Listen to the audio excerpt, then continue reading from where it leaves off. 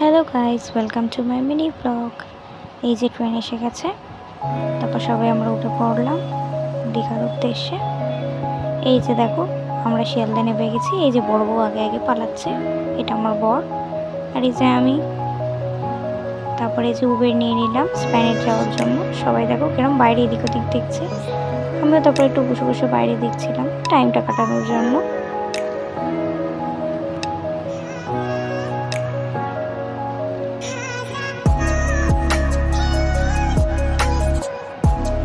তারপরে এই যে স্প্যানেট চলে এলাম। অনেকটাই রাত, তাই দেখো কতটা ফাঁকা ফাঁকা, কিন্তু অতটাও ফাঁকা না, কারণ এটা হচ্ছে স্প্যানেট, তোমরা সবাই জানো ভালো মতো। এই যে এখানে পেমেন্ট চলছে। তারপরে এই যে এটা আমাদের বাস চলে এসছে বলতে বলতে দেখো আমরা দীঘাও পৌঁছে গেলাম। তখন না ঠিক 4টে বাজে। তারপরে যে ফ্রেশ হয়ে একটু পায়ে জল লাগাতে চলে এলাম সমুদ্রের ঢেউয়ে।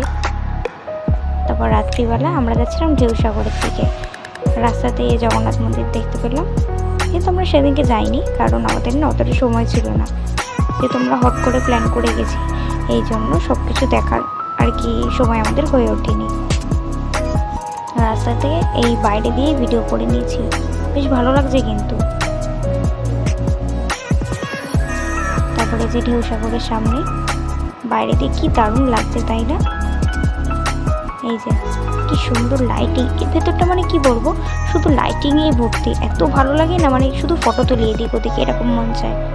আর এই যে টার্কিশ আইসক্রিম, এটা কিন্তু আমার খুব পছন্দের একটা জিনিস, কিন্তু আজ অবধি ভাগ্য হয়ে উঠলো না আজ একটু গিয়ে ট্রাই করি। ওরা যে আইসক্রিমটা নিয়ে খেলে আর ডান্স করে না, এটা দেখার জন্য আমার খুবই ইচ্ছা যে সামনে দাঁড়িয়ে আমি কোনদিন করবো। তারপরে পরের দিন এই যে আগের দিন রাতে এত বৃষ্টি হচ্ছিল যে পরের দিন পাড় অব্দি জল উঠে আসছিল। সবাই আর কি পাড়ে নেবে না ওই জলটা উপভোগ করার জন্য, মানে দাঁড়িয়ে আর কি উঠে আসতে চাইছে না, এতটাই ভালো দৃশ্য। এই যে দেখো পাড়ে সবাই নেমে গেছে, আর আমি এই যে মন খারাপ নিয়ে একটু বসে আছি। একটু পরেই আমাদের বাস, মুখটা দেখলেই বুঝতে পারবে। কি ভালো লাগছে না আলো পড়াতে সমুদ্রটা, দেখো।